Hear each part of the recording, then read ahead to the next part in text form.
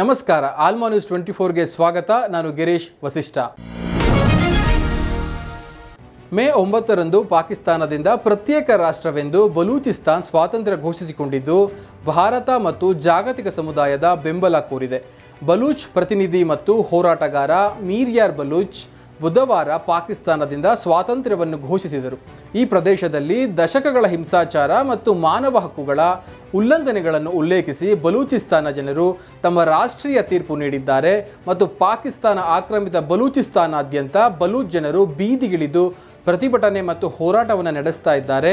ಇನ್ನು ಬಲೂಚಿಸ್ತಾನ್ ಪಾಕಿಸ್ತಾನವಲ್ಲ ಮತ್ತು ಬಲೂಚ್ ಜನರು ಪಾಕಿಸ್ತಾನದ ಸ್ವಂತ ಜನರು ಎಂದು ಕರೆಯದಂತೆ ಭಾರತೀಯ ನಾಗರಿಕರನ್ನು ಮತ್ತು ವಿಶೇಷವಾಗಿ ಮಾಧ್ಯಮಗಳು, ಯೂಟ್ಯೂಬ್ ಬಳಕೆದಾರರು ಮತ್ತು ಬುದ್ಧಿಜೀವಿಗಳನ್ನು ಒತ್ತಾಯಿಸಿದ್ದಾರೆ.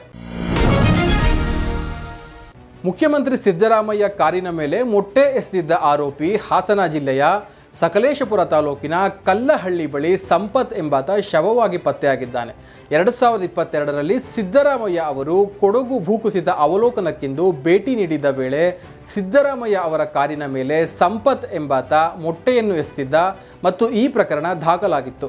ಕಾರು ತೆಗೆದುಕೊಂಡು ಕುಶಾಲನಗರದಿಂದ ಹಾಸನದ ಕಡೆ ಹೋದ ಸಂಪತ್ 3-4 ದಿನಗಳಾದರೂ ಬಾರದೆ ಕಾಣೆ ಆಗಿದ್ದನು. ಸಂಪತ್ ನಾಪತ್ತೆಯಾದ ಹಿನ್ನೆಲೆ ಕುಟುಂಬದವರು ಕುಶಾಲನಗರದ ಪೊಲೀಸ್ ಠಾಣೆಯಲ್ಲಿ ಕಾಣೆಯಾದ ಬಗ್ಗೆ ದೂರನ್ನು ನೀಡಿದರು. ಸಂಪತ್ತನ್ನು ಭೀಕರವಾಗಿ ಕೊಚ್ಚಿ ಕೊಲೆ ಮಾಡಿ ಕಾರಿನ ಸಮೇತ ಪ್ರಪಾತಕ್ಕೆ ಬಿಸಾಡಲಾಗಿದೆ. ತನಿಖೆ ಆರಂಭಿಸಿರುವ ಪೊಲೀಸರು ಆರೋಪಿಗಳಿಗಾಗಿ ಬಲೆ ಬೀಸಿದ್ದಾರೆ. ಭಾರತೀಯ ಸೇನೆಯ ಆಪರೇಷನ್ ಸಿಂಧೂರ್ನಲ್ಲಿ ಸಾವಿಗೀಡಾದ ಪಾಕ್ನ ಲಷ್ಕರ್ ಎ ತೊಯ್ಬಾದ ಉಗ್ರನ ತಂದೆಯೊಬ್ಬ ತನ್ನ ಮಕ್ಕಳ ಉಗ್ರವಾದಿ ಚಟುವಟಿಕೆಗಳನ್ನು ಸಮರ್ಥಿಸಿಕೊಂಡಿದ್ದು ತನ್ನ ಮಗನ ಹೀನ ಕೃತ್ಯಕ್ಕೆ ಹೆಮ್ಮೆ ವ್ಯಕ್ತಪಡಿಸಿದ್ದಾನೆ. ಆ ವಿಡಿಯೋದಲ್ಲಿ ಉಗ್ರನ ತಂದೆ ಭಾರತೀಯ ಸೇನೆಯ ದಾಳಿಯಲ್ಲಿ ಉಗ್ರವಾದಿ ಚಟುವಟಿಕೆಯಿಂದ ಕೊಲ್ಲಲ್ಪಟ್ಟ ತನ್ನ 2 ಮಕ್ಕಳ ಬಗ್ಗೆ ಹೆಮ್ಮೆಯಿಂದ ಮಾತನಾಡಿದ್ದಾನೆ. ತನ್ನ 2 ಮಕ್ಕಳು ಹುತಾತ್ಮರಾದರೂ ನಾನು ಇದಕ್ಕೆ ಹೆಮ್ಮೆ ಪಡುತ್ತೇನೆ. ನನಗೆ 5 ಮಕ್ಕಳಿದ್ದು ಉಳಿದ 3ರನ್ನು ಬಲಿದಾನಕ್ಕಾಗಿ ಸಮರ್ಪಿಸುತ್ತೇನೆ ಎಂದು ಹೇಳಿಕೆ ನೀಡಿದ್ದಾನೆ. ಈ ಹೇಳಿಕೆ ದೇಶಾದ್ಯಂತ ವ್ಯಾಪಕ ಟೀಕೆಗೆ ಒಳಗಾಗಿದೆ.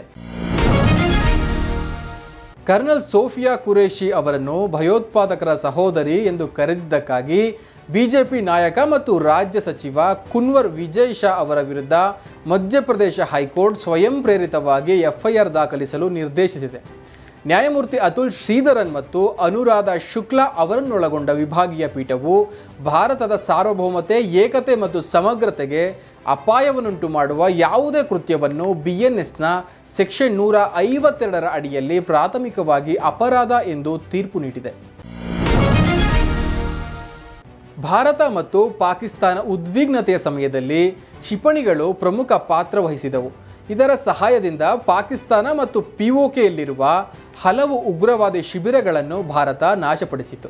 ಹೀಗಾಗಿ ಎಲ್ಲೆಡೆ ಈಗ ಕ್ಷಿಪಣಿಯದ್ದೇ ಮಾತಾಗಿದೆ. ಪ್ರಪಂಚದಲ್ಲೇ ಅತಿ ಶಕ್ತಿಶಾಲಿ ಕ್ಷಿಪಣಿಯಾಗಿ RS-28 ಸರ್ಮಟ್ ಹೆಸರು ಗಳಿಸಿದೆ. ರಷ್ಯಾಕ್ಕೆ ಸೇರಿದ ಈ ಖಂಡಾಂತರ ಬ್ಯಾಲಿಸ್ಟಿಕ್ ಕ್ಷಿಪಣಿ ಪ್ರಪಂಚದಲ್ಲೇ ಅತಿ ಶಕ್ತಿಶಾಲಿ ಕ್ಷಿಪಣಿ ಎಂದು ಹೇಳಲಾಗ್ತಾ ಇದೆ. ಇದನ್ನು ಸತಾನ್ 2 ಎಂದು ಸಹ ಕರೆಯಲಾಗುತ್ತೆ.